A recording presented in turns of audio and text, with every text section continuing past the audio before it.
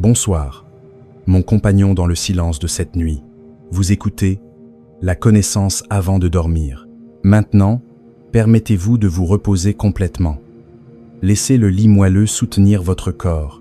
Détendez vos épaules, relâchez chaque doigt et sentez la sérénité vous envahir. Inspirez profondément. Emplissez-vous de la pureté de l'atmosphère terrestre. Puis expirez très lentement, très doucement, pour laisser tous les soucis de la journée s'évanouir dans le néant.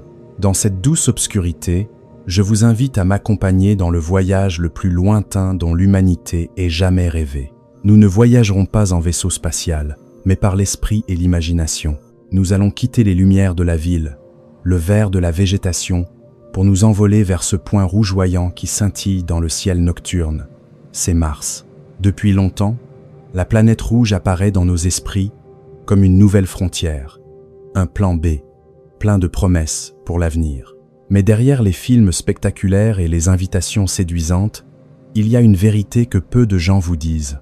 Les premiers humains à poser le pied sur Mars pourraient ne plus jamais revoir leur planète natale, la Terre. Imaginez-vous flottant dans l'espace profond, regardant derrière vous ce pâle point bleu qui rapetisse jusqu'à disparaître complètement dans la nuit éternelle. Devant vous se trouve un monde qui n'accueille pas les humains. Ce n'est pas une nouvelle terre à conquérir, mais une pierre morte et silencieuse. Un environnement hostile, prêt à briser notre volonté et notre corps à chaque instant. Ce voyage n'est pas une escapade de vacances, mais l'un des défis techniques les plus complexes auxquels nous ayons jamais été confrontés, où chaque loi de la physique semble se liguer contre la vie. Certains l'appellent la plus grande aventure de l'humanité, mais d'autres craignent qu'il ne s'agisse en réalité d'un aller simple vers un immense cimetière au cœur de l'univers. Au cours des 15 prochains chapitres, nous allons ensemble soulever chaque couche de poussière rouge pour regarder la vérité en face. Nous parlerons des millions de kilomètres qui découragent, des radiations invisibles qui dévastent les cellules, et de la solitude qui peut fissurer les esprits les plus forts. Mais ne vous inquiétez pas. Ma voix sera toujours là, à vos côtés dans le silence, pour vous aider à découvrir les mystères de la galaxie de la manière la plus douce possible avant que vous ne sombriez dans un sommeil profond. Notre voyage commence par une question. Pourquoi le retour est-il si difficile? Pourquoi l'univers dresse-t-il des barrières si impitoyables aux enfants de la Terre? Maintenant, fermez les yeux, détendez-vous et entrez avec moi dans le premier chapitre. Nous commencerons avec les chiffres qui parlent, évoquant la distance et les fragiles fenêtres temporelles de l'univers. Dans le silence de la nuit, essayez d'imaginer le voyage le plus lointain dont l'être humain ait jamais rêvé. Ce n'est pas un vol transocéanique, ni un tour du monde. C'est un voyage vers Mars, notre voisin rougeoyant dans le système solaire. Beaucoup pensent encore que se rendre sur Mars, c'est comme prendre un vol long courrier, qu'avec assez de carburant et de courage, on peut y aller et en revenir. Mais la réalité n'est pas si simple. L'univers a ses propres lois, des énigmes physiques que la nature nous impose à chaque tournant. Commençons par la chose la plus simple, mais aussi la plus terrifiante, la distance. Mars se trouve en moyenne à environ 224 millions de kilomètres de notre Terre. Mais ce chiffre est en réalité une douce illusion. Vous savez, ni la Terre ni Mars ne restent immobiles. Elles sont comme deux athlètes courant sur deux pistes circulaires autour du Soleil, à des vitesses différentes. Parfois, lorsque les deux planètes sont du même côté du Soleil, la distance entre elles se réduit à environ 54 400 000 kilomètres. Mais à d'autres moments, Mars se déplace paresseusement de l'autre côté du système solaire, portant la distance entre les deux voisins à 400 millions de kilomètres. Ce mouvement incessant crée un concept que les ingénieurs spatiaux appellent la fenêtre de lancement. On ne peut pas simplement monter à bord d'une fusée et partir quand on le souhaite. L'univers ne fonctionne pas selon nos désirs. Pour économiser au maximum carburant et temps, les scientifiques doivent attendre que les deux planètes se trouvent dans un alignement particulier, rendant le voyage plus réalisable. Cette fenêtre ne s'ouvre qu'une fois tous les 26 mois. Cela signifie que si vous manquez votre départ, vous devrez attendre patiemment plus de 2 ans pour la prochaine opportunité. Essayez de penser à cette attente dans l'espace silencieux, où chaque seconde qui passe est une épreuve de patience. Avec la technologie des moteurs actuels, Un aller simple de la Terre à Mars durerait de 6 à 7 mois. 6 mois, c'est long. L'équivalent d'une demi-année à vivre dans une cabine plus étroite qu'un petit appartement. Là, vous verriez la Terre, votre planète natale verdoyante, devenir de plus en plus petite, jusqu'à n'être plus qu'un pâle point bleu, solitaire dans l'immense obscurité de l'univers. Vous seriez entouré d'un silence absolu, seulement rompu par le ronronnement constant des machines et l'attaque silencieuse des radiations cosmiques. Pendant cette demi-année, votre corps commencerait à sentir la différence. En l'absence de gravité pour vous retenir, les muscles que vous utilisez pour marcher, vous tenir debout et courir sur Terre commenceraient à s'affaiblir et à s'atrophier, même si vous vous efforciez de faire de l'exercice chaque jour. Vos os deviendraient également plus fragiles, et votre vision pourrait décliner en raison des changements de pression à l'intérieur de votre crâne. Les scientifiques donnent à ce syndrome un nom très long, mais il vous suffit de comprendre que notre corps humain a été parfaitement conçu pour la Terre, et non pour le vide de l'espace. Mais finalement, après toutes ces épreuves, vous arriveriez à destination. Vous poseriez le pied sur le sol rouge et aride de Mars, planteriez un drapeau et prendriez des photos qui entreront dans l'histoire. Ce serait un moment de gloire, d'immense fierté. Mais immédiatement après, une réalité brutale vous frapperait. Le voyage aller n'était que la partie la plus facile. C'est au moment de revenir que tout commence à s'effondrer. Pour quitter Mars, il vous faudrait une quantité colossale de carburant, encore plus que pour quitter la Terre, car vous devriez maintenant lutter contre la gravité de Mars et accélérer pour rattraper l'orbite de la Terre 7 mois plus tard. Le calcul mathématique ici est vraiment impitoyable. Pour revenir, il vous faudrait au moins 1200 tonnes de propergol. Pour que vous puissiez vous le représenter, ce poids équivaut à celui de 200 éléphants adultes réunis. Mais il ne s'agit pas d'éléphants, mais du carburant de fusée le plus pur, une substance qui n'existe tout simplement pas sur Mars. Vous ne pouvez pas l'extraire du sol, ni le distiller à partir des roches rouges et arides. Vous devez le fabriquer vous-même, sur cette planète étrangère, et exploiter une usine chimique sophistiquée sur une autre planète, est quelque chose que nous n'avons jamais réussi à faire, ni même approcher. La nuit est avancée. Laissez votre esprit se reposer après avoir appréhendé les distances immenses et la rigueur des fenêtres temporelles de l'univers. Nous venons de parcourir les premières étapes de ce grand voyage, où notre préparation semble encore si dérisoire face à l'immensité de la galaxie.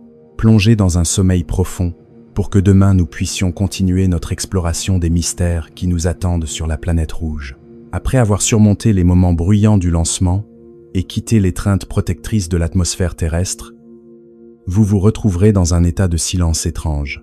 C'est là que le véritable voyage commence.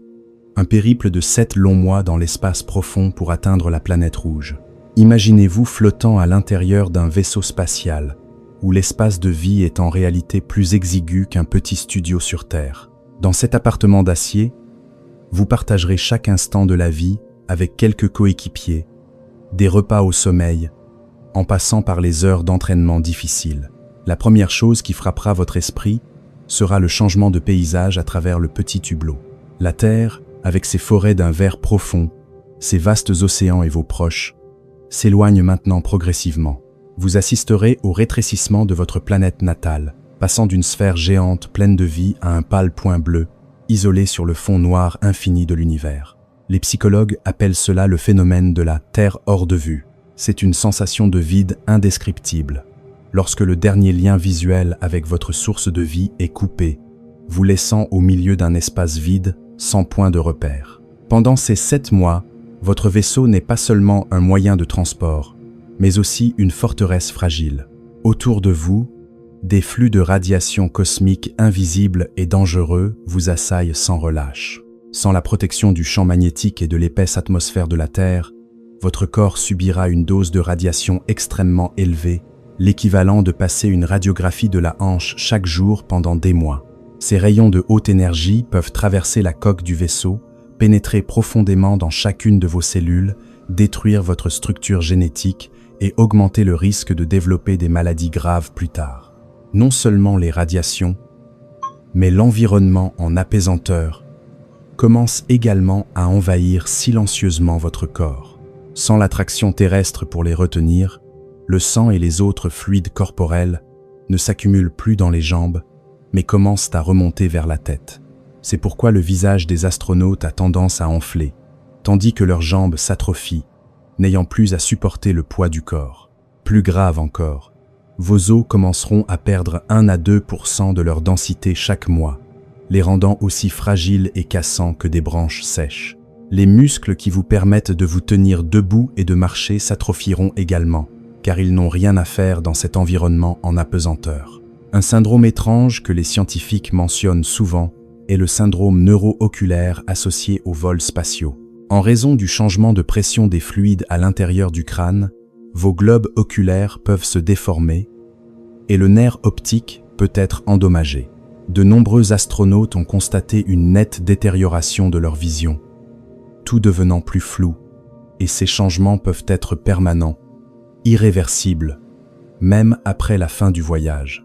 Outre la douleur physique, la solitude psychologique est un fantôme qui rôde en permanence dans l'espace confiné du vaisseau.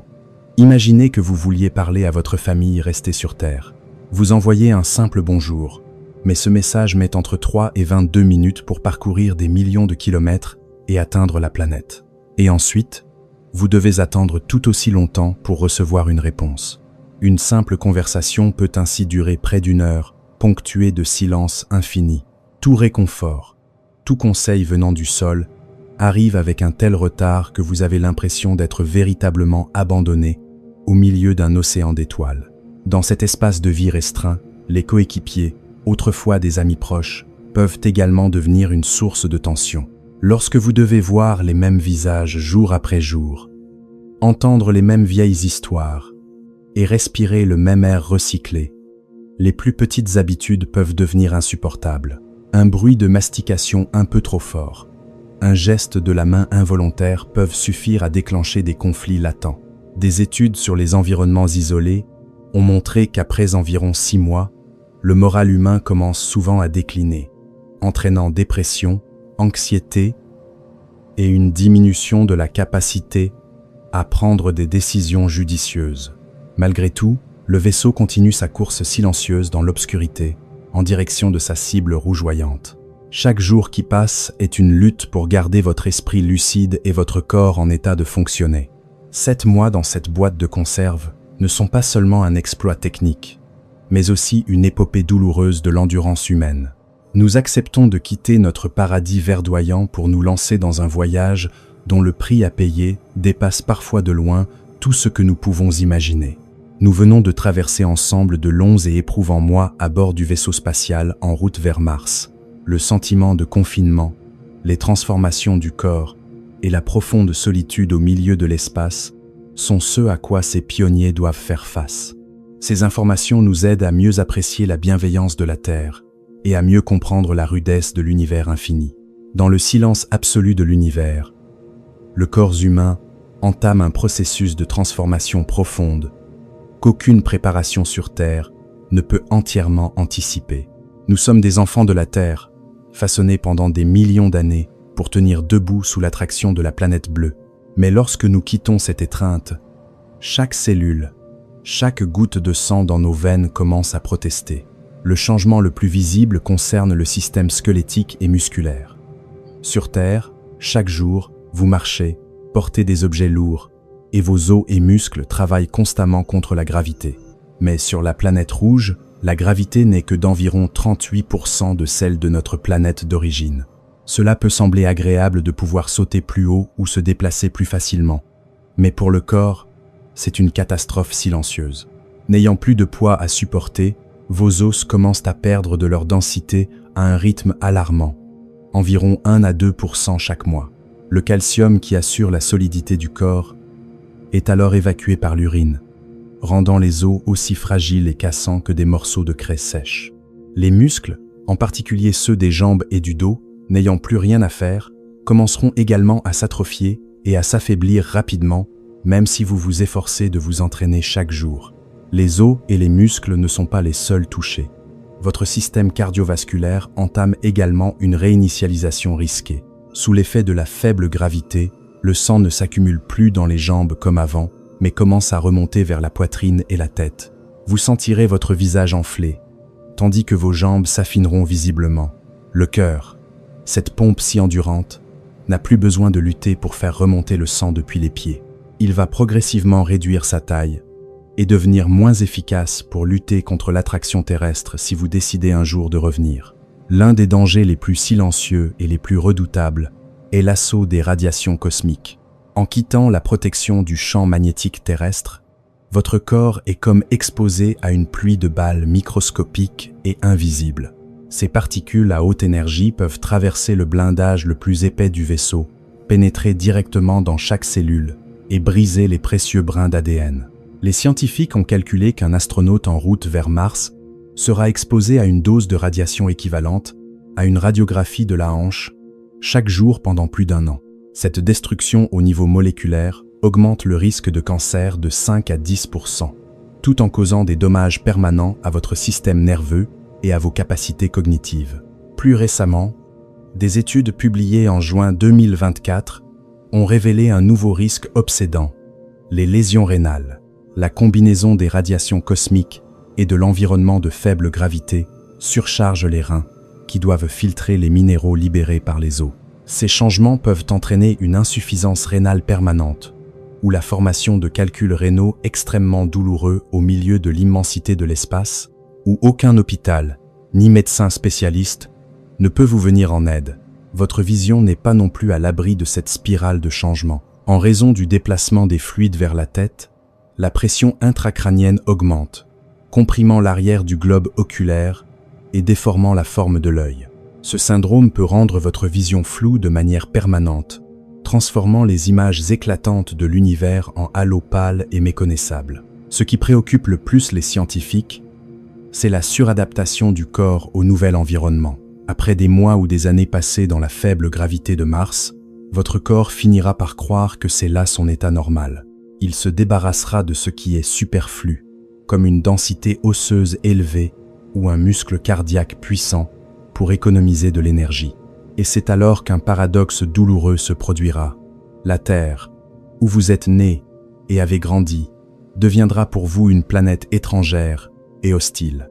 Si vous reveniez, votre squelette fragile ne pourrait pas supporter le poids de votre corps sous la gravité terrestre, et votre cœur affaibli n'aurait pas la force de pomper le sang jusqu'à votre cerveau, vous faisant vous effondrer à l'instant même où vous toucheriez votre planète natale. Le voyage vers la planète rouge n'est pas seulement une conquête des distances spatiales, mais aussi un pari sur la vie et l'intégrité du corps humain. Nous essayons de placer une créature de la Terre dans un environnement pour lequel la nature ne nous a jamais préparés. Chaque pas sur le sable rouge peut être un témoignage de l'intelligence humaine, mais c'est aussi le symbole de la trahison de la biologie envers ses propres origines. Nous venons d'explorer en profondeur les moindres recoins du corps pour découvrir les transformations incroyables et risquées que subit l'être humain loin de la Terre. Ces connaissances nous montrent que le véritable coût de l'exploration spatiale ne se mesure pas seulement en argent, mais aussi en termes de sacrifices sur la santé et l'avenir des pionniers. Gardons cette réalité à l'esprit, car les prochains défis sur la planète rouge nous réservent encore bien des choses à découvrir. Lorsque votre vaisseau commencera à approcher l'atmosphère de Mars, vous réaliserez une vérité ironique.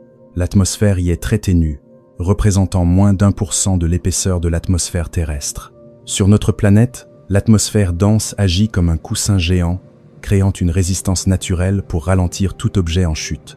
Mais sur Mars, cette couche de gaz est si fine qu'elle est presque inexistante pour les lourds vaisseaux spatiaux.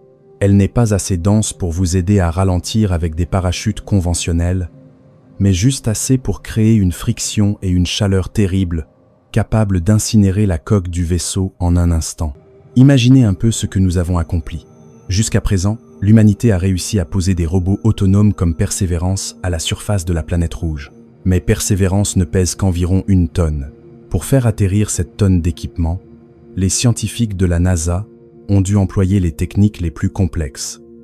D'un bouclier thermique à des parachutes ultra résistants, en passant par le système sophistiqué de grues volantes. 1 tonne est la limite maximale que la technologie humaine actuelle peut atteindre sur Mars. Modèle. Mais une mission habitée vers Mars est une toute autre affaire. Pour maintenir les astronautes en vie et emporter suffisamment d'équipement pour le voyage retour, le vaisseau d'atterrissage doit peser entre 50 et 100 tonnes.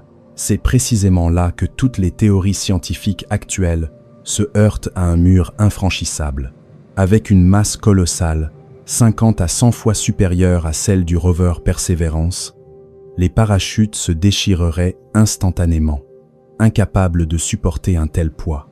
Les airbags amortisseurs ou le système de grue aéroportée deviendraient également inutiles face à la chute d'un bâtiment de plusieurs dizaines de tonnes, plongeant dans une atmosphère trop fine pour créer une résistance et suffisante. Les ingénieurs le savent depuis des décennies, et la dure vérité est que nous n'avons toujours pas de véritable solution. De nouveaux systèmes d'atterrissage doivent être développés à partir de zéro, testés à travers d'innombrables missions sans pilote coûtant des milliards de dollars, où chaque échec est un douloureux retour en arrière. Si nous ne pouvons pas faire atterrir en toute sécurité un vaisseau de plusieurs centaines de tonnes, nous ne pourrons jamais ramener d'êtres humains.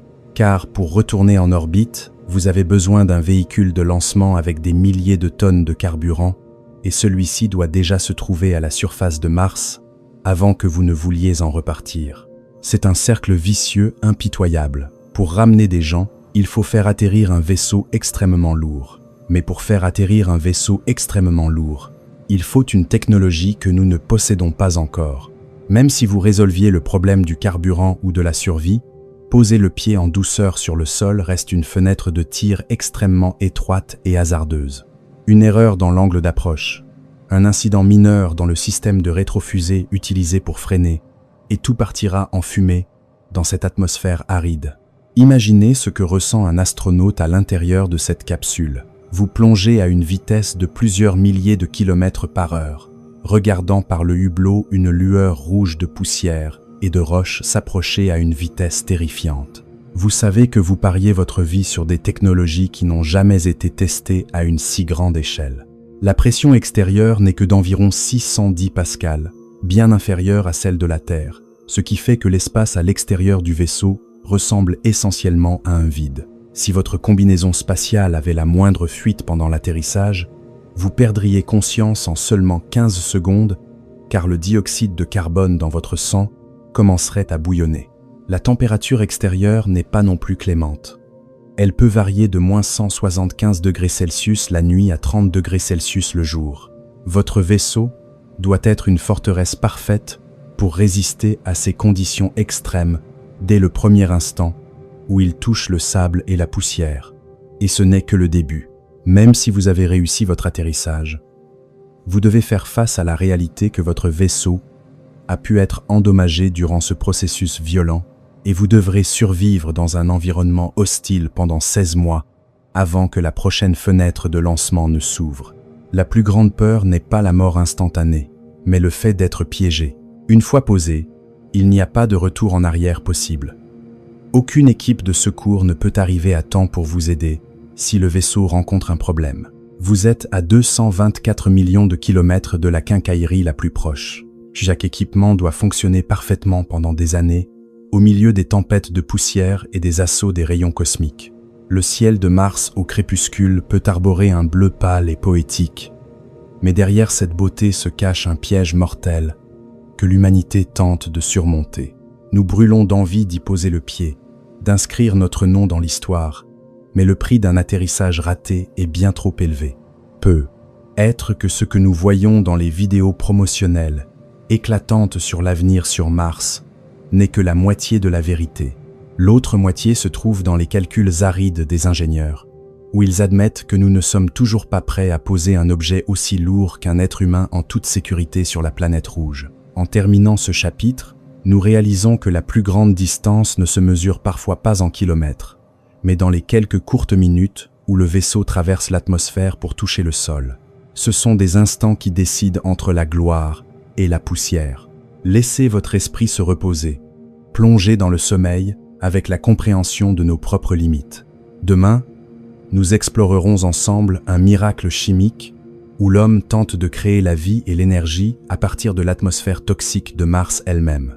En vous tenant à la surface de Mars, la première chose que vous réaliseriez est une solitude absolue. Vous êtes à 224 millions de kilomètres de la quincaillerie ou de toute station de ravitaillement la plus proche.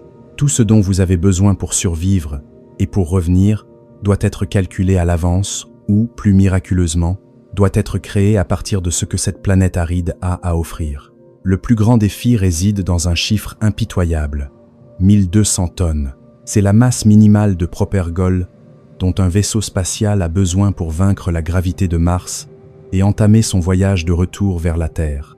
Imaginez le poids de 200 éléphants adultes, mais au lieu de chair et d'os, il s'agit d'un carburant fusée liquide extrêmement pur. Ce carburant n'est absolument pas disponible sur Mars. Vous ne pouvez pas l'extraire de mines ou de roches. Vous devez le fabriquer vous-même. Vous devez le fabriquer vous-même. Les scientifiques ont proposé une solution nommée la réaction de Sabatier, un processus chimique qui sonne comme un miracle au cœur de ce désert cosmique. L'idée commence par l'utilisation de ce que Mars a de plus abondant, son atmosphère. Environ 95% de cette fine atmosphère est du dioxyde de carbone. La réaction de Sabatier prendrait cette abondance de dioxyde de carbone et la combinerait avec de l'hydrogène, avec l'aide de catalyseurs spéciaux à haute température. Le résultat de cette union chimique créerait deux choses extrêmement précieuses. Du méthane, pour servir de carburant de fusée, et de l'eau. À première vue, cela semble simple et prometteur, mais en y regardant de plus près, ce miracle exige un coût technique exorbitant. Le premier ingrédient, le dioxyde de carbone, est disponible, mais le second, l'hydrogène, est un véritable casse-tête. Vous êtes obligé d'apporter de l'hydrogène depuis la Terre ou de trouver un moyen de l'extraire de la glace d'eau enfouie profondément sous la surface martienne. L'eau existe bien sur Mars, mais elle ne coule pas en ruisseau ou en lac. Elle se cache sous forme de glace, ensevelie sous une couche de pergélisol. Pour atteindre cette source d'eau, des robots autonomes doivent effectuer des tâches incroyablement ardues, forer à des dizaines de mètres de profondeur, à travers une couche de roches et de sol dur comme de l'acier. C'est une opération qui consomme une quantité d'énergie colossale et qui exige les systèmes mécaniques les plus robustes que l'homme ait jamais conçus.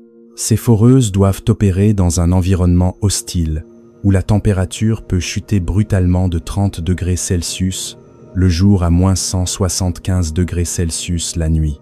Le sol que nous forons ne contient pas seulement de la roche, mais aussi des sels toxiques appelés perchlorates, qui peuvent corroder les machines et être dangereux pour la vie humaine en cas d'inhalation accidentelle.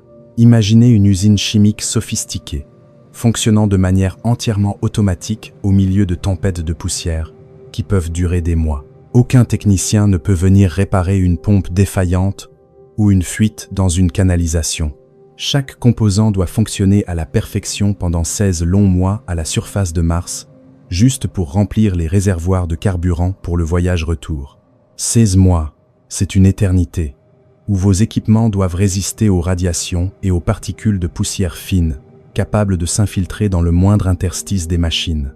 Pourtant, même si nous parvenions à créer de l'eau et de l'oxygène à partir de ces réactions chimiques, un autre paradoxe apparaîtrait. Dans les plans de colonisation à long terme, les humains prévoient de cultiver des plantes dans des serres hermétiques pour subvenir à leurs besoins alimentaires. Les plantes effectueraient la photosynthèse, absorbant le dioxyde de carbone et rejetant de l'oxygène. Cela semble merveilleux, jusqu'à ce que les simulations informatiques révèlent une vérité inattendue. Si l'on cultive suffisamment de nourriture pour une colonie, la quantité d'oxygène produite deviendrait excessive. Dans un environnement clos, une concentration trop élevée d'oxygène rendrait tout hautement inflammable et deviendrait toxique pour le corps humain lui-même. Vous seriez confronté à la situation ironique de devoir rejeter ce précieux oxygène dans l'espace, simplement pour empêcher votre habitat d'exploser ou de vous empoisonner. Chaque solution sur la planète rouge semble entraîner un nouveau problème, tel un labyrinthe sans issue. Même si ce miracle chimique se réalisait, il resterait aussi fragile qu'un fil de soie suspendu au-dessus d'un abîme. Il suffirait d'une minuscule erreur dans le processus d'électrolyse de l'eau pour séparer l'hydrogène, ou d'un défaut dans le système de refroidissement pour liquéfier le méthane, pour que tout le plan de retour parte en fumée. Sous la lumière tamisée des étoiles dans le ciel de Mars, ces usines chimiques automatiques continuent de travailler sans relâche, le bruit régulier de leurs machines résonnant dans la nuit silencieuse. Elles sont le souffle, l'espoir, mais aussi un rappel de la petitesse de l'homme face à la rigueur de l'univers. Nous essayons d'utiliser notre intelligence pour tordre la nature d'une planète morte, transformant des gaz toxiques en source de vie et en force motrice pour voyager loin. Laissez ces connaissances sur la magie et la difficulté de cette entreprise décanter dans votre esprit. Nous avons vu que l'être humain ne se bat pas seulement avec ses muscles, mais aussi avec une compréhension profonde de chaque molécule, de chaque petite réaction chimique. Cette persévérance est admirable, mais elle montre aussi combien le chemin vers la conquête de Mars est encore long. Maintenant, accordez-vous du repos, plongez dans un sommeil paisible, où il n'y a plus de chiffres arides ni de réactions complexes, seulement le calme et la sérénité de la nuit. Dans l'immensité de l'espace, l'eau n'est pas seulement la source de la vie, elle est aussi la clé qui nous permettra de quitter Mars et de rentrer chez nous. Pour produire les 1200 tonnes de carburant nécessaires au voyage de retour, les scientifiques estiment que nous devons extraire plus de 1000 tonnes d'eau sur place. Mais sur Mars, l'eau ne coule pas doucement en ruisseau ou ne scintille pas comme un lac sous le soleil. Elle existe sous forme de blocs de glace durs comme de l'acier, enfouis profondément sous une couche de poussière rougeoyante. Cette quête commence par la confrontation avec la dure réalité de la géologie de la planète rouge. Pour atteindre ces précieuses veines de glace, nous sommes contraints de forer à travers une couche de pergélisol. Ce n'est pas une tâche simple. Imaginez des foreuses devant s'enfoncer à des dizaines de mètres sous terre. C'est un travail qui exige une quantité d'énergie colossale et des systèmes robotiques extrêmement sophistiqués que l'humanité n'a pas encore totalement mis au point. La couche de sol que nous forons est appelée régolithe, mais elle n'est pas pure. Elle est remplie de sels toxiques, appelés perchlorates. Ces sels sont comme des invités indésirables. Non seulement ils sont toxiques pour le corps humain, mais ils sont également corrosifs et peuvent endommager les pièces mécaniques et les machines de précision. Dans l'obscurité du sous-sol martien, les foreuses doivent travailler sans relâche sous une pression immense et l'attaque chimique incessante de ces sels. La température est le prochain ennemi dans cette quête. Mars n'a pas d'atmosphère épaisse pour retenir la chaleur, ce qui entraîne des variations de température extrêmes. Le jour, la température peut atteindre un agréable 30 degrés Celsius, mais à la tombée de la nuit, elle peut chuter de façon spectaculaire jusqu'à moins 175 degrés Celsius. Les foreuses et les systèmes d'extraction d'eau doivent supporter la dilatation et la contraction constante des matériaux dus à la température. La moindre fissure causée par le froid mettrait tout le système hors service. Et comme vous le savez, à une distance de 224 millions de kilomètres, il n'y a ni réparateur, ni magasin de pièces détachées à appeler à l'aide. Pensez à ces bras robotiques travaillant sans relâche dans la solitude. Ils doivent affronter seuls des tempêtes de poussière aveuglantes, des tempêtes qui peuvent obscurcir le soleil pendant des mois. La poussière martienne est si fine qu'elle s'infiltre dans chaque interstice, usant les articulations et endommageant les joints du système d'extraction d'eau. Si ces particules de poussière pénètrent dans l'eau que nous avons si difficilement extraite, elles contamineront tout le système de recyclage et transformeront notre source d'espoir en un mélange toxique. De plus, transformer la glace en eau liquide, puis en hydrogène et en oxygène pour le carburant, est un processus chimique extrêmement énergivore. Vous avez besoin de centrales nucléaires ou d'immenses champs de panneaux solaires pour maintenir cette opération. Mais les panneaux solaires sont très vulnérables aux tempêtes de poussière. Une fois l'alimentation électrique coupée, les veines de glace gèleront à nouveau, et tous les efforts humains seront littéralement gelés avec elles. La quête de l'eau sur la planète rouge est en réalité une lutte pour arracher la vie des griffes de la mort. Nous essayons de trouver une lueur d'espoir fragile sous une couche de roches hostiles. Chaque goutte d'eau extraite du sol martien est imprégnée de sueur, d'ingéniosité et des risques incommensurables des pionniers. Cela nous rappelle que, dans un endroit où la nature n'accorde aucune faveur à l'homme, chaque ressource la plus élémentaire doit être obtenue à un prix extrêmement élevé. Sous la faible lueur des étoiles lointaines, les foreuses continuent de travailler en silence, le son régulier de leur moteur résonnant dans le calme de l'espace. C'est le son de l'espoir, mais aussi un avertissement sur notre petitesse face à une planète morte depuis longtemps. Laissez ces pensées s'en aller. Laissez votre esprit se détendre dans la paix de cette nuit. Nous avons vu à quel point l'eau est importante et difficile à trouver. Lorsque vous vous tenez à la surface de Mars, la première chose que vous ressentez à travers la visière de votre casque est une beauté silencieuse et sinistre.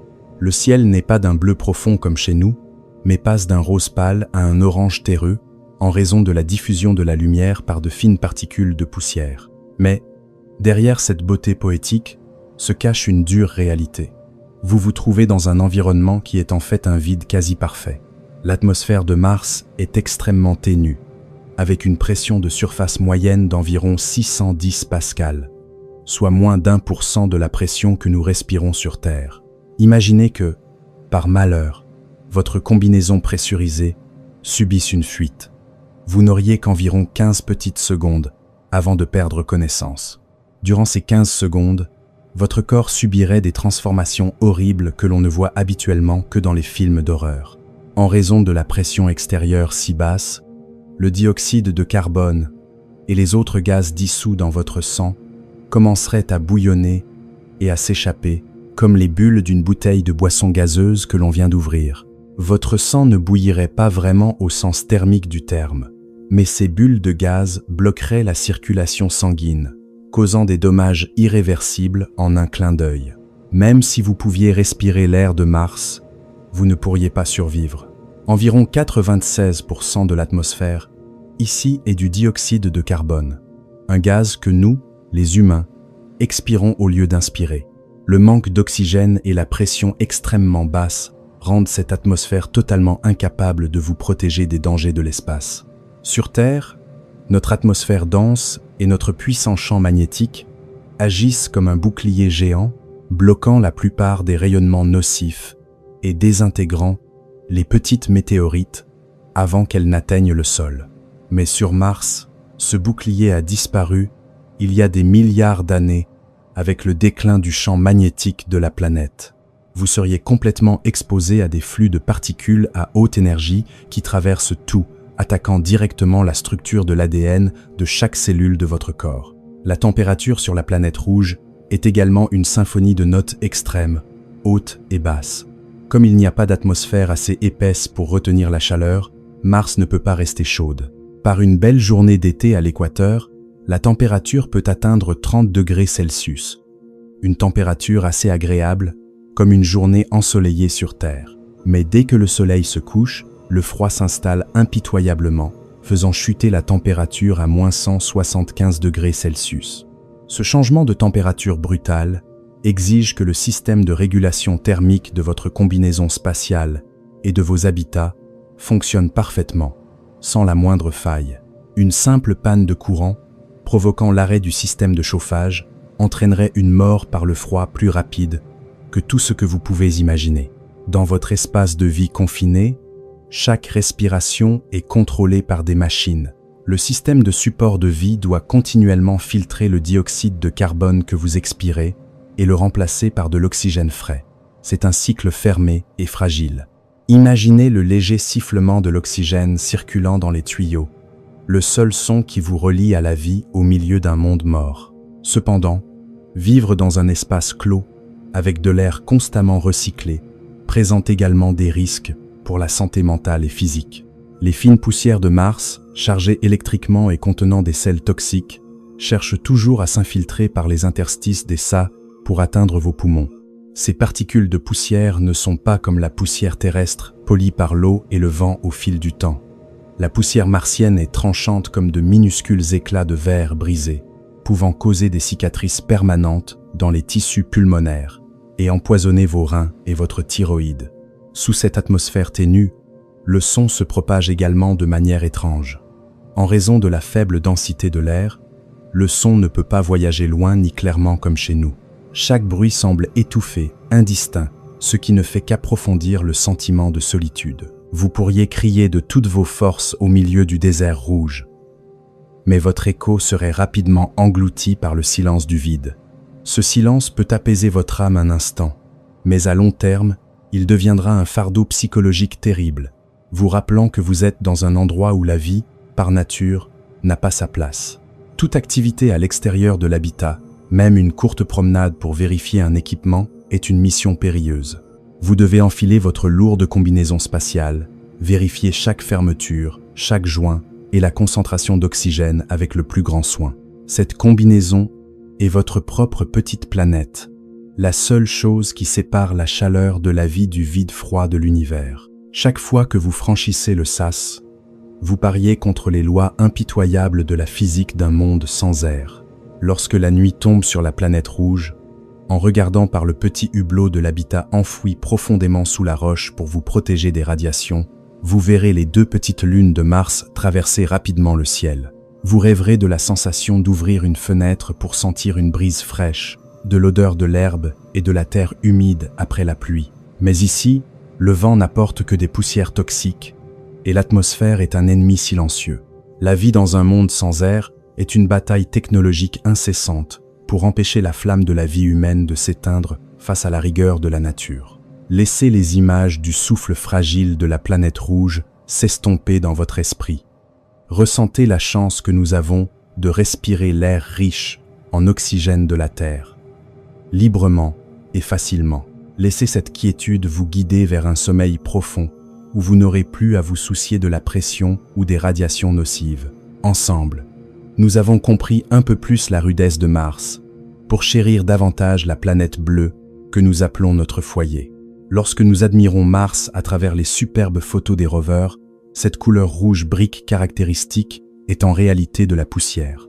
La planète entière est recouverte d'une fine couche de poussière, semblable à du talc, composée d'oxyde de fer et de minéraux silicatés. Cependant, la poussière de la planète rouge ne ressemble pas aux gentilles particules qui se déposent sur vos étagères ou flottent dans un rayon de soleil matinal chez vous. Ce sont des entités complètement différentes, dotées de propriétés physiques impitoyables. Chaque grain de poussière sur Mars est incroyablement petit, mesurant en moyenne seulement 3 micromètres, soit moins qu'un grain de pollen. Parce qu'il n'y a pas d'eau liquide sur cette planète pour éroder les arêtes vives, et que le vent, même fort, ne suffit pas à arrondir les particules, chaque grain de poussière minuscule possède des arêtes cristallines aussi tranchantes que des lames de cristal. Quand vous les inhalez, ce n'est pas simplement de la poussière, mais des millions de microlames cherchant à lacérer les tissus pulmonaires délicats de l'être humain. Ce qui rend cette poussière encore plus redoutable, c'est sa capacité à attaquer de manière ciblée grâce à l'électricité statique. Dans l'environnement extrêmement sec de Mars, les particules de poussière portent toujours une légère charge électrique. Elles adhèrent fermement à tout ce qu'elles touchent, des combinaisons spatiales aux visières de protection, en passant par les panneaux solaires. Les scientifiques les comparent à ces morceaux de polystyrène blanc souvent utilisés pour emballer des marchandises, ceux que plus vous essayez de chasser, plus ils s'accrochent à votre main. Pour les machines, cette couche de poussière est un véritable cauchemar. Elle s'infiltre dans les moindres interstices, pénètre dans les articulations, les joints d'étanchéité et les pièces mobiles. Là, elle commence à agir comme une sorte de poudre abrasive, broyant les composants délicats et endommageant les systèmes mécaniques de l'intérieur. Rappelez-vous la triste histoire du rover Opportunity. En 2018, une tempête de poussière planétaire s'est levée, obscurcissant le ciel et recouvrant ses panneaux solaires d'une épaisse couche de poussière. Ce robot tenace a perdu sa source d'énergie, est entré en hibernation et ne s'est plus jamais réveillé. C'est la preuve du pouvoir destructeur de la poussière, même contre les technologies les plus avancées de l'humanité. Mais la poussière ne détruit pas seulement les machines, elle est aussi un poison pour le corps humain. Environ 0,5% de la poussière de surface sur Mars contient des sels de perchlorate toxiques. Ce sont des sels capables de détruire la glande thyroïde, de causer des lésions rénales et de perturber le système endocrinien humain. Même avec la plus grande prudence, chaque fois que vous sortirez et retournerez à l'habitat, une certaine quantité de poussière s'accrochera à votre combinaison et vous suivra à l'intérieur via les sas. Vous l'inhalerez, l'ingérez et vivrez avec elle pendant des centaines de jours et de nuits. Le pire, ce sont les tempêtes de poussière planétaire. Environ tous les 3 ans, Une gigantesque tempête de poussière peut engloutir la planète entière et durer des mois. Pendant ces jours, la lumière du soleil est tellement bloquée qu'il n'en reste qu'environ 1% par rapport à la normale. Le monde extérieur à votre habitat ne sera plus qu'une obscurité brumeuse, accompagnée du hurlement du vent. Vous serez enfermé entre 4 murs étroits, écoutant la poussière frapper la coque d'acier, sachant que vos panneaux solaires perdent peu à peu leur efficacité. La peur de manquer d'énergie, combinée à l'obscurité prolongée, rongera votre esprit plus vite que toute autre chose. Dans cet environnement hostile, la planète ne semble pas neutre. Elle repousse activement la présence humaine. La poussière est le fer de lance de Mars, détruisant silencieusement nos équipements et notre vitalité. Chacun de vos pas sur la planète rouge laissera des empreintes dans la poussière, mais cette même poussière cherchera à effacer votre existence. Quand la nuit tombe, laissez s'évanouir les pensées de ces grains de poussière acérés. Ressentez la propreté et la sécurité de la pièce où vous êtes allongé, où il n'y a ni sel toxique, ni minuscule lame de cristal dans l'air. Nous venons de traverser un chapitre plein de défis pour comprendre que, parfois, les plus petites choses sont les plus grands obstacles. Laissez votre esprit se détendre complètement. Respirez l'air pur de la Terre et plongez dans un sommeil paisible. Dans l'obscurité silencieuse de votre chambre, essayez de vous imaginer debout sur la surface de Mars par une nuit calme. Vous levez les yeux vers le ciel à la recherche d'un repère familier. Sur Terre, nous avons l'habitude de voir la Lune, grande et brillante, et les constellations qui nous guident. Mais ici, lorsque vous regardez en direction de votre planète d'origine, vous ne voyez plus une immense planète bleue. La Terre n'apparaît plus que comme un point lumineux bleu pâle, petit et flou, semblable aux autres étoiles lointaines de la galaxie. Les psychologues spatiaux appellent cela le phénomène de « la Terre hors de vue ». C'est une expérience psychologique sans précédent dans l'histoire de l'humanité. Les astronautes de la Station spatiale internationale, bien que lointains, peuvent toujours regarder en bas et voir la Terre immense remplir leur champ de vision. Ils peuvent voir les continents familiers, les bandes de nuages blancs et les lumières scintillantes des villes la nuit. Cette image est comme une encre pour l'âme, leur rappelant que leur foyer est juste en dessous. Mais sur Mars, cette encre est complètement rompue. La Terre devient un concept abstrait, un souvenir vague d'un lieu qui n'existe peu, être plus que dans les mythes. Ce sentiment de solitude ne vient pas seulement de la vue, il s'infiltre dans chaque minute d'attente d'une communication. Sur la planète rouge, vous réaliserez que la voix de vos proches n'apporte plus un réconfort instantané comme avant. La distance moyenne, de 224 millions de kilomètres, a créé un gouffre temporel. Un signal radio met entre 3 et 22 minutes pour voyager de Mars à la Terre, selon la position orbitale. Cela signifie qu'une question simple comme « Est-ce que tout le monde va bien à la maison ?» prendra jusqu'à 44 minutes pour recevoir une réponse. Vous n'aurez plus jamais de véritable conversation avec votre famille ou vos amis. Toute communication se transforme en messages vocaux différés à travers l'immensité de l'espace. Lorsque vous traversez une crise de panique, une profonde tristesse, ou que vous voulez simplement entendre la voix de votre partenaire pour vous calmer, vous devrez faire face au silence terrifiant de l'univers pendant près d'1 heure.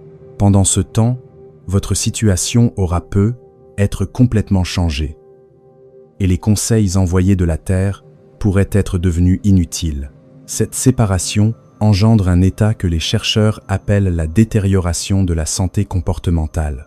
Le cerveau humain n'est pas conçu pour supporter un isolement aussi absolu. Sans le soutien direct de la société et de la famille, des problèmes psychologiques commencent à apparaître et s'aggravent avec le temps. Après environ les 6 premiers mois, l'enthousiasme initial de la mission laissera place à un sentiment d'oppression et à un ennui extrême.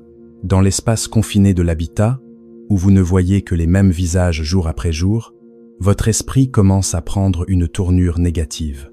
Les petits conflits entre les membres de l'équipage peuvent dégénérer en affrontements majeurs. La dépression, l'anxiété et une baisse de la capacité de concentration vous attaqueront silencieusement. Et dans un endroit où une petite erreur dans la vérification du système de support de vie peut entraîner la mort de tous, une baisse de la vigilance mentale est une condamnation à mort suspendue au-dessus de votre tête. La peur de voir la Terre disparaître n'est pas seulement la perte d'une belle image, c'est la perte du dernier point d'ancrage de l'existence humaine.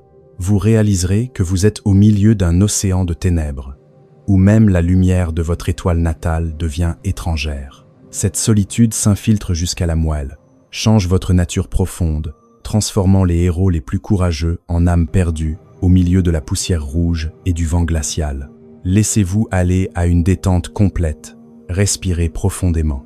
Nous avons compris les sentiments des pionniers lorsqu'ils regardaient leur lointaine planète mère. Ce sentiment est lourd, mais il nous aide aussi à apprécier davantage chaque appel, chaque salutation et chaque regard des gens qui nous entourent en ce moment, sur notre chère planète bleue. Laissez la quiétude de la Terre vous étreindre, vous guider vers un rêve magnifique, où il n'y a plus de distance de millions de kilomètres, ni le silence infini de l'univers. Le voyage vers Mars n'est pas seulement un exploit mécanique, c'est aussi une épreuve brutale pour la nature humaine.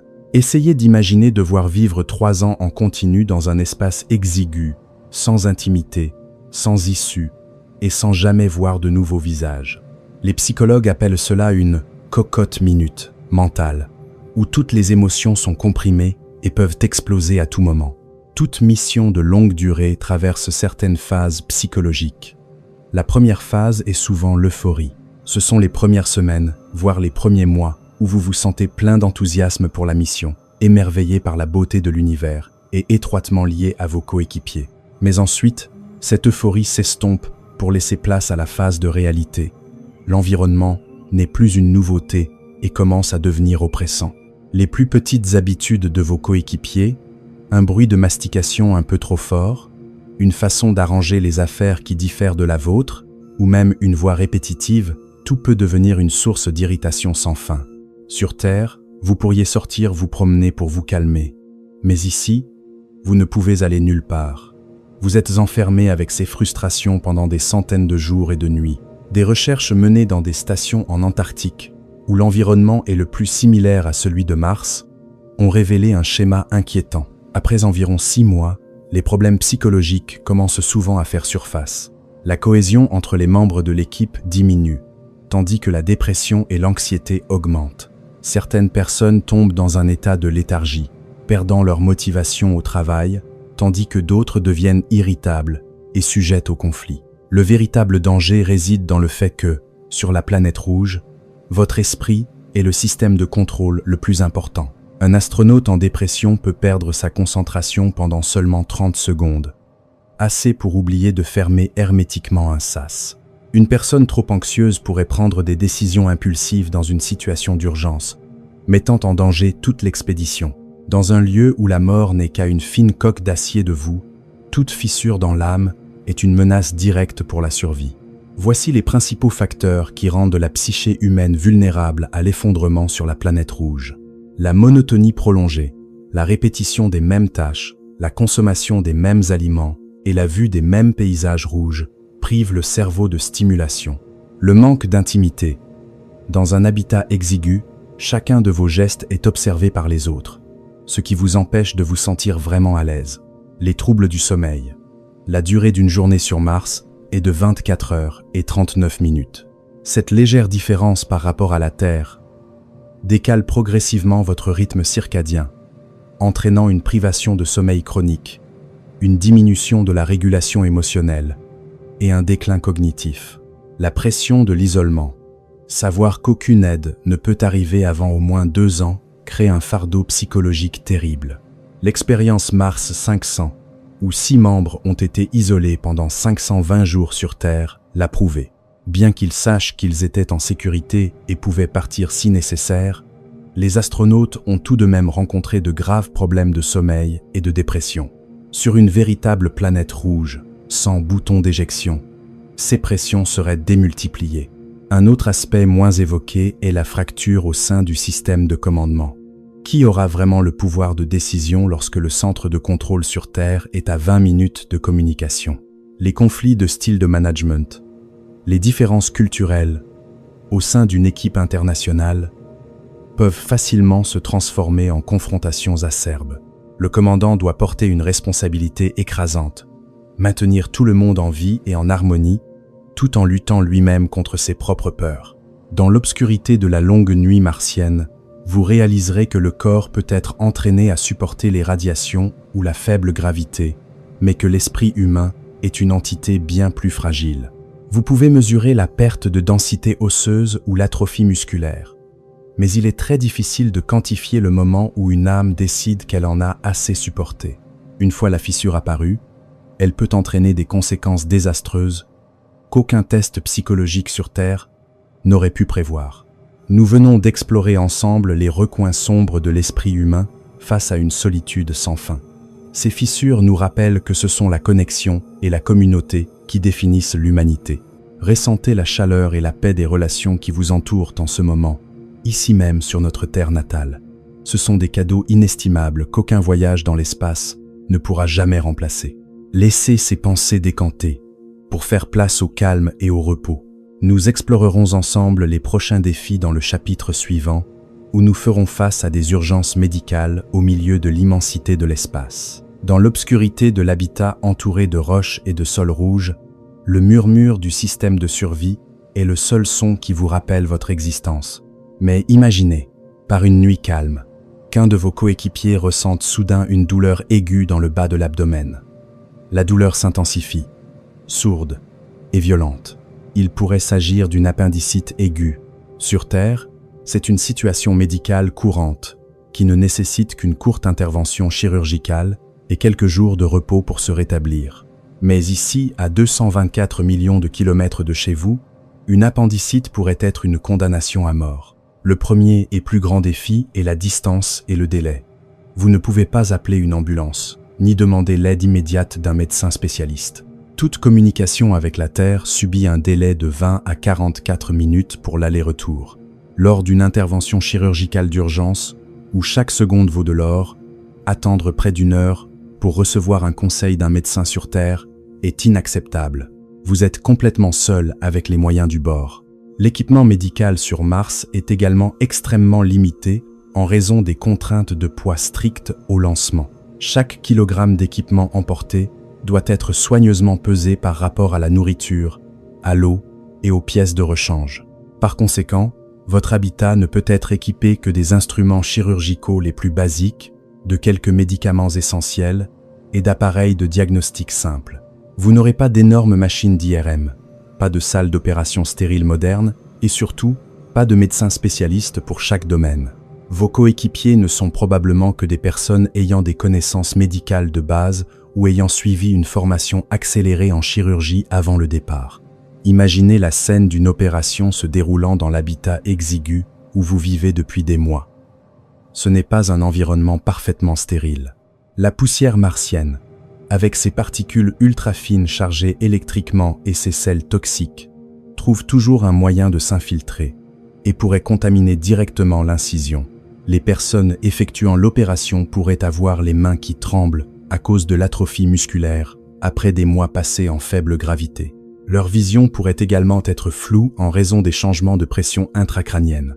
Tout s'aggrave lorsque la biologie du corps humain change dans l'espace. À 0,38 fois la gravité terrestre, le sang ne circule pas normalement, la pression artérielle change et la capacité de guérison du corps est considérablement réduite. Le système immunitaire des astronautes est également affaibli par l'exposition continue au rayonnement cosmique. Plus effrayant encore, des études ont montré que les bactéries dans l'espace peuvent devenir plus virulentes et plus résistantes aux antibiotiques que sur Terre.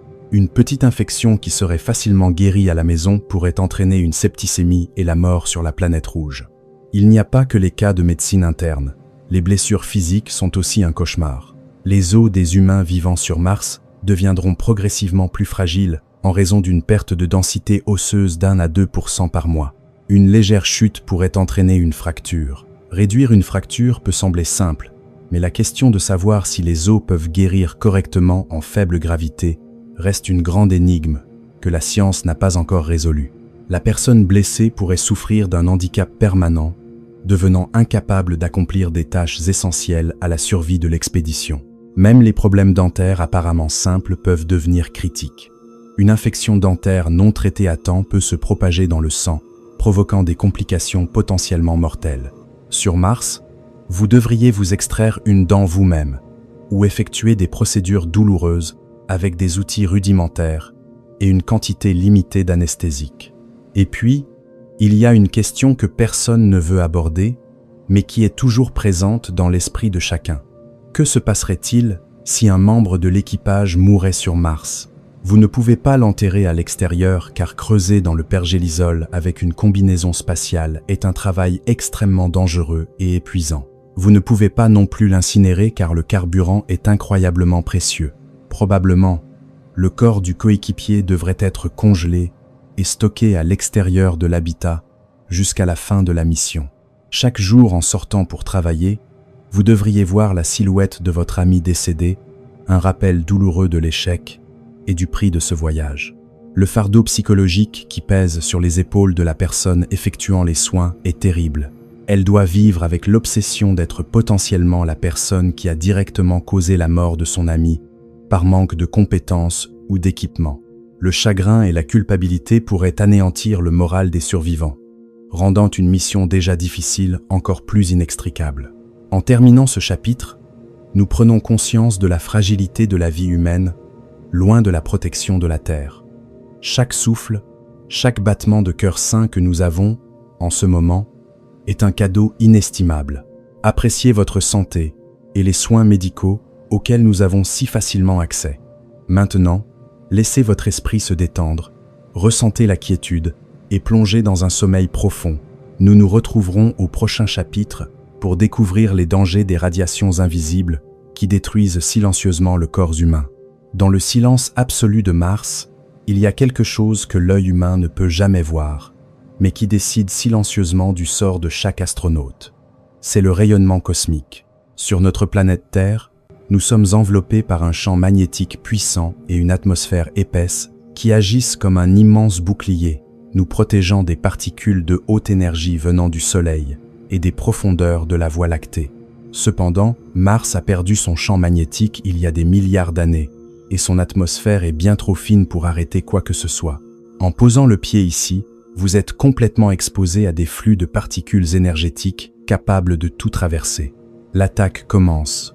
Dès que votre vaisseau quitte l'orbite terrestre, au cours du voyage de 7 mois vers la planète rouge, les astronautes absorberont une dose de radiation d'environ 0,66 sieverts. Pour que vous puissiez vous faire une idée, la limite maximale de radiation autorisée pour toute la carrière d'un astronaute de la NASA n'est que d'un sievert.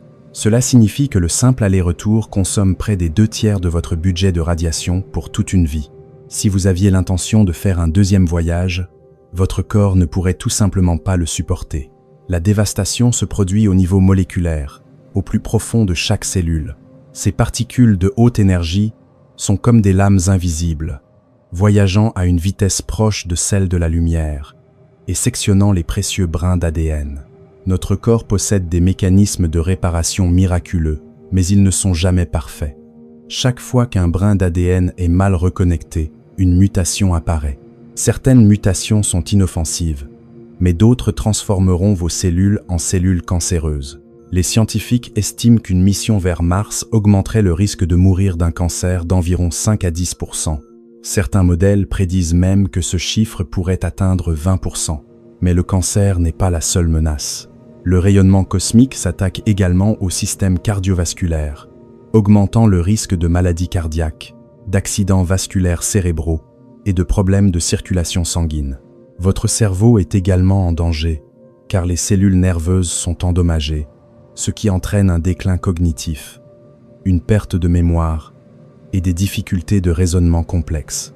La NASA classe ces risques dans la catégorie risque rouge, le plus haut niveau d'alerte, car ils sont certains de se produire, et leurs conséquences sont extrêmement graves. En juin 2024, une nouvelle étude a lancé un avertissement troublant concernant la santé des reins. La combinaison du rayonnement et de l'environnement en apesanteur cause de graves dommages aux reins et peut conduire à une insuffisance rénale permanente. Sur une planète sans dialyse ni transplantation d'organes, l'insuffisance rénale est une fin silencieuse mais dévastatrice.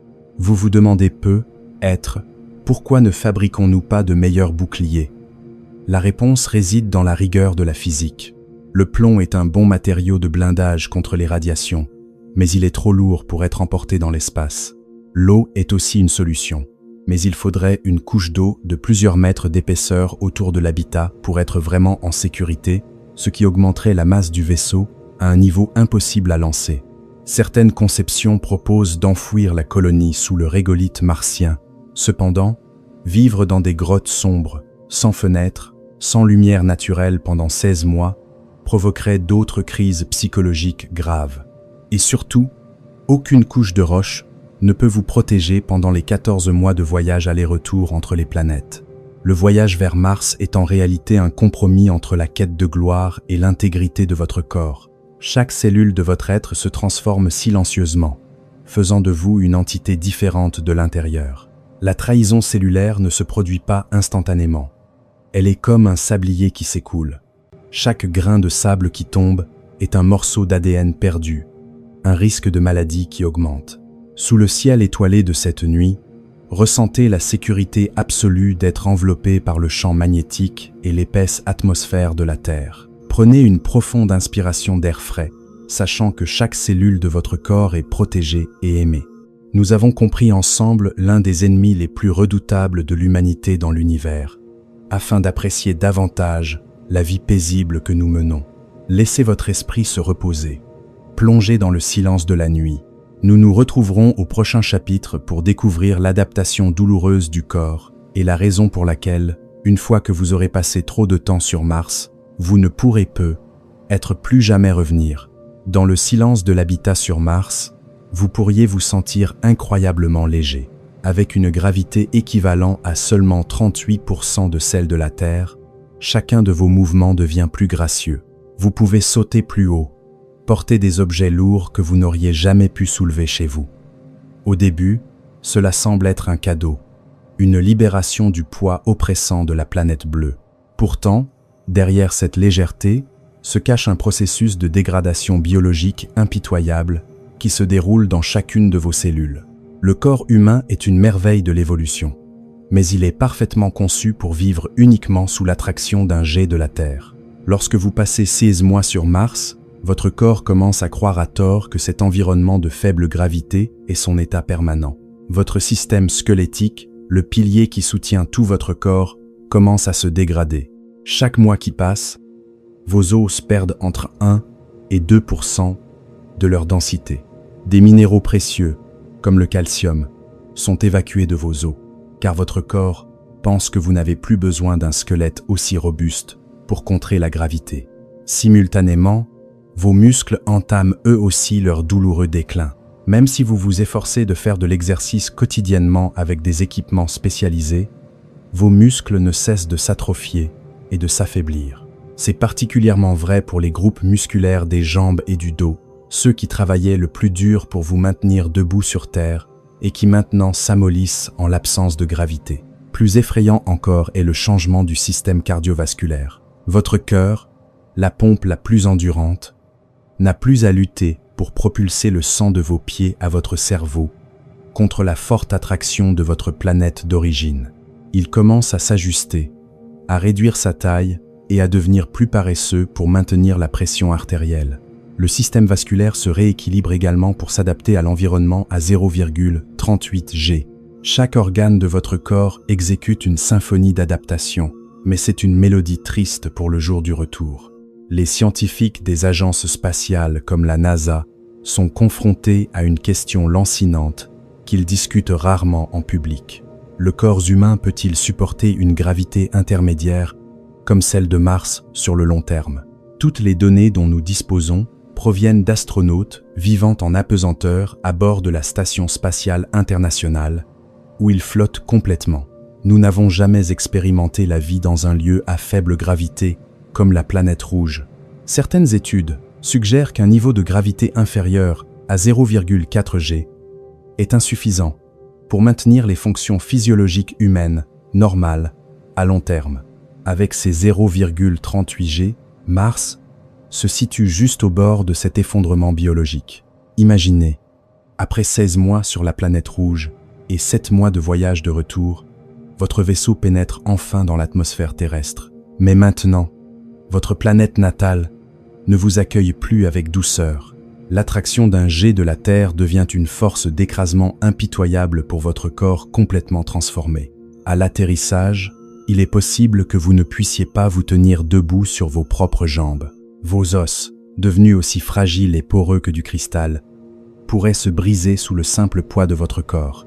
Votre cœur affaibli lutterait désespérément pour pomper le sang jusqu'à votre cerveau, vous faisant vous évanouir par manque d'oxygène dès que vous toucheriez le sol de votre patrie. C'est un paradoxe déchirant du voyage spatial. Plus vous vous adaptez bien pour survivre sur Mars, plus vous devenez étranger et incapable de survivre sur Terre. Votre biologie a trahi ses origines. La Terre, votre planète mère bien-aimée, devient maintenant un environnement toxique et dangereux pour vous. À ce stade, le retour à la maison pourrait même vous tuer plus rapidement que de rester sur cette planète rouge et aride. Les pionniers de Mars ne sacrifient pas seulement des années et leur jeunesse. Ils sacrifient peu, être leur capacité même à être un terrien, et ce, de façon permanente. Ils deviennent des êtres piégés entre deux mondes. Un monde où ils ne peuvent rester éternellement à cause de la rigueur des radiations et des tempêtes de poussière, et un monde où ils ne peuvent retourner, car leur propre corps en a rejeté la gravité. Sous la douce lumière de cette nuit, ressentez la douce pesanteur de votre corps blotti contre la terre. Appréciez chaque battement puissant de votre cœur, la solidité de vos jambes et la robustesse de votre squelette. Nous avons une chance incroyable d'être nés et d'appartenir à cet endroit où chaque cellule de notre corps est en parfaite harmonie avec le monde qui l'entoure. Laissez cette paix vous guider vers un sommeil profond où il n'y a pas de transformation impitoyable de la gravité, seulement la caresse de votre foyer bleu. Dans les plans ambitieux visant à faire de Mars une seconde demeure pour l'humanité, on dépeint souvent la vision idyllique de familles heureuses et d'enfants nés sur cette nouvelle Terre. Cependant, lorsqu'on s'éloigne des visions optimistes des sociétés d'exploration, nous devons faire face à une réalité sans précédent dans l'histoire humaine. Les premiers enfants nés sur Mars ne seront pas seulement les citoyens d'une nouvelle planète, mais aussi des entités biologiques piégées dans une prison nommée gravité et radiation. La première question que se posent les scientifiques est la suivante. Les êtres humains pourront-ils se reproduire normalement sur la planète rouge?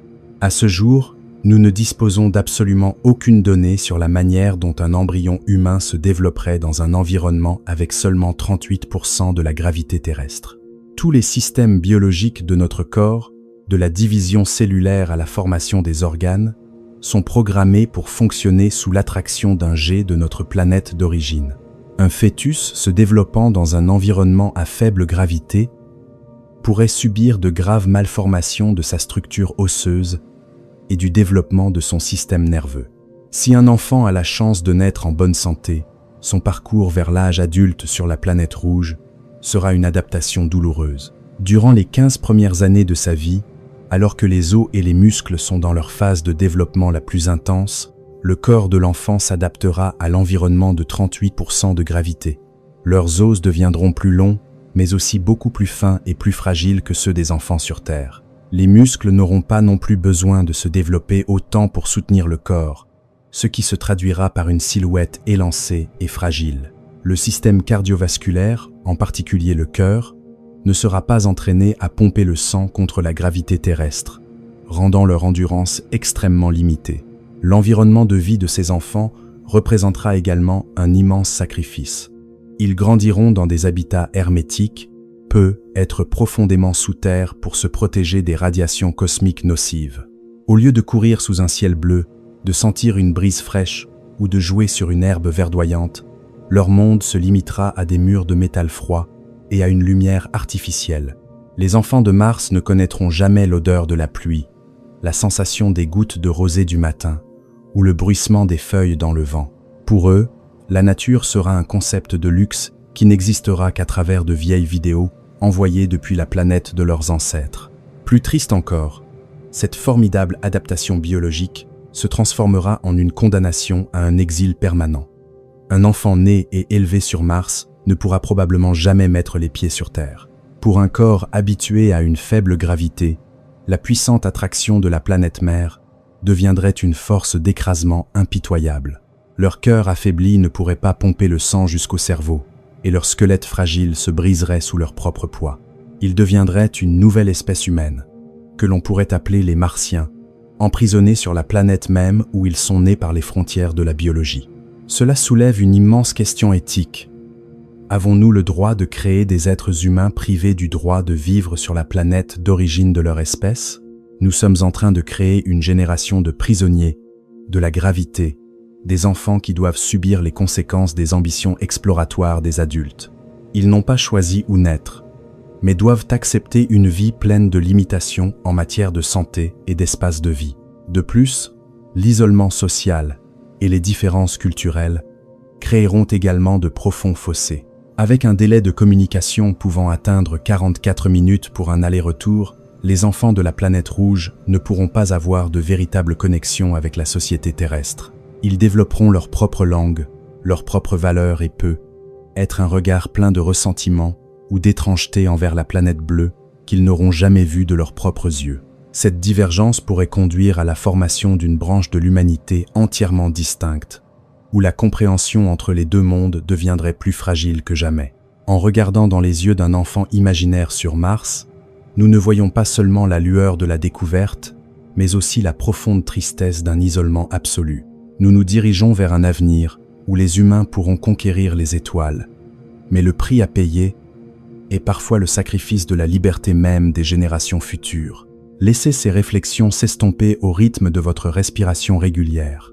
Ressentez la chance que nous avons de vivre dans un monde où les enfants peuvent courir librement sous le soleil, respirer l'air naturel et avoir un avenir grand ouvert sur leur propre terre natale. Apprécions la vie sur Terre, où tous les systèmes biologiques sont nourris par l'équilibre parfait de la création. Laissez cette tranquillité vous guider vers un sommeil profond. Nous nous retrouverons dans le dernier chapitre pour conclure ce voyage d'exploration semé d'embûches et pour examiner si Mars est véritablement la destination finale de l'humanité. Après tout ce que nous avons appris, une froide vérité se dessine sous la poussière rougeoyante et les vidéos promotionnelles inspirantes. Le voyage d'exploration de Mars avec la technologie actuelle n'est pas une promenade de santé, mais l'un des défis les plus impitoyables auxquels l'humanité ait jamais été confrontée. Nous avons vu que, pour rentrer chez eux, les humains doivent résoudre le problème de la production de 1200 tonnes de carburant sur une planète morte. C'est une masse colossale, équivalente à 200 éléphants adultes, et à ce jour, nous n'avons pas encore réussi à produire ne serait-ce qu'une petite quantité de carburant sur une autre planète. Chaque pas en avant dans ce voyage se heurte aux obstacles imposés par les lois mêmes de l'univers. L'atmosphère ténue de Mars est insuffisante pour ralentir des vaisseaux pesant des dizaines de tonnes, faisant d'un atterrissage humain en toute sécurité une équation encore non résolue. Et même une fois au sol, notre corps, fruit de millions d'années d'évolution sous la gravité d'un jet de la Terre, commencera à se dégrader. Des os qui deviennent poreux, des muscles qui s'atrophient et un cœur qui s'affaiblit sont le prix à payer pour 16 mois de vie en faible gravité. Les radiations cosmiques attaquent aussi sans relâche, endommageant l'ADN et augmentant le risque de cancer, ainsi que de maladies rénales et cardiovasculaires. Mais être que le plus effrayant ne réside ni dans la machinerie, ni dans la biologie, mais dans l'esprit humain lui-même. L'isolement absolu en voyant sa planète d'origine réduite à un pâle point bleu, combiné au silence de 44 minutes à chaque communication, peut briser les volontés les plus tenaces. Les conflits internes dans un espace confiné et un mal du pays poignant transformeront la colonie en une prison psychologique. Les chercheurs admettent que l'effondrement mental pourrait survenir bien avant que nos corps ne soient épuisés. En regardant l'histoire, des projets ambitieux comme Mars One se sont effondrés en raison de leur déconnexion avec la réalité, laissant pour leçon que l'enthousiasme ne peut pas surmonter les limites de la physique et du financement. Des simulations montrent qu'avec la technologie actuelle, les colons pourraient commencer à manquer d'oxygène ou de nourriture en moins de 70 jours.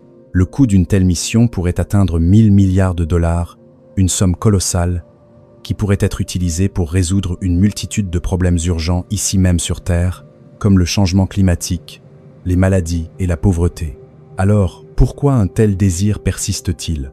Est-ce parce que nous considérons Mars comme un plan de secours pour l'humanité ? La vérité et que même une Terre post-catastrophe nucléaire, ou subissant le changement climatique le plus sévère, resterait bien plus habitable que la planète rouge. Mars n'est pas une échappatoire, c'est un rocher mort, sans air respirable et rempli de sels toxiques.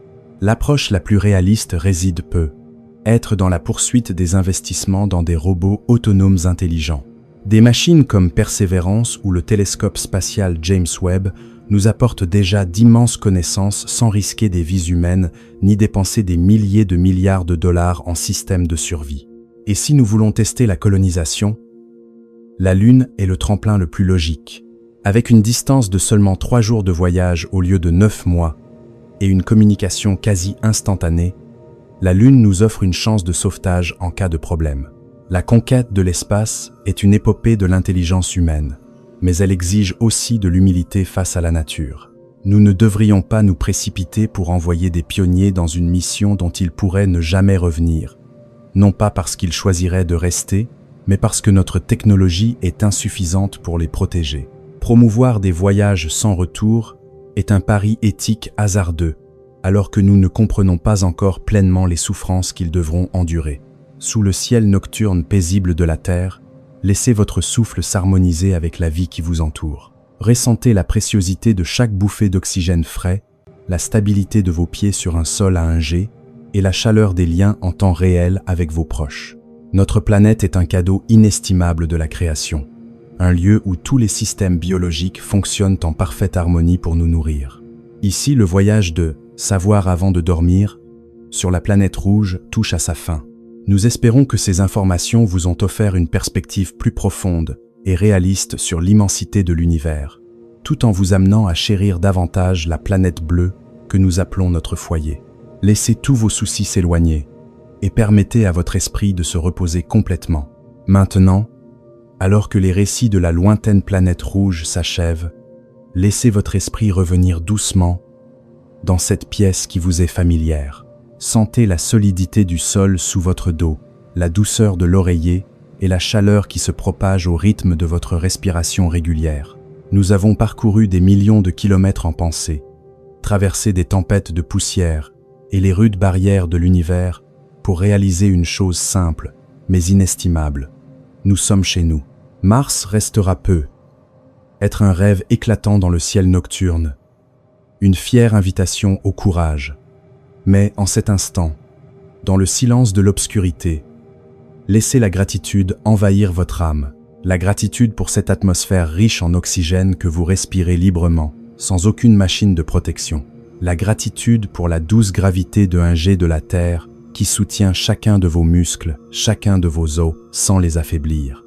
La gratitude pour le champ magnétique et l'épaisse atmosphère qui, en silence, forment un bouclier vous protégeant des cruelles radiations cosmiques du dehors.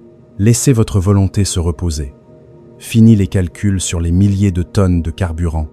Fini les inquiétudes sur le décalage des communications ou la solitude au milieu d'un océan d'étoiles. Le vaste univers là-haut continue de fonctionner selon ses lois éternelles, et vous, infime mais merveilleuse parcelle de l'humanité, avez accompli votre voyage d'exploration pour cette nuit. Imaginez que vous flottez sur une paisible rivière de lumière, où les étoiles ne sont plus des destinations lointaines et risquées, mais de chaleureuses lampes à huile qui vous guident vers le royaume des rêves. Sentez vos paupières s'alourdir, de plus en plus lourdes à chaque lente respiration. Tous les sons du monde extérieur s'estompent, laissant place au silence absolu et à la paix de l'âme. Vous êtes en sécurité. Vous êtes aimé par cette planète bleue. Laissez-vous fondre dans le sommeil. Un sommeil profond et réparateur, où il n'y a ni poussière rouge ni vent glacial, seulement de doux rêves d'un avenir radieux pour l'humanité parmi les étoiles. Dormez bien, car demain, lorsque le soleil se lèvera, vous aimerez encore plus chaque branche, chaque brin d'herbe et chaque souffle précieux sur votre terre natale. Je vous souhaite une nuit douce et paisible.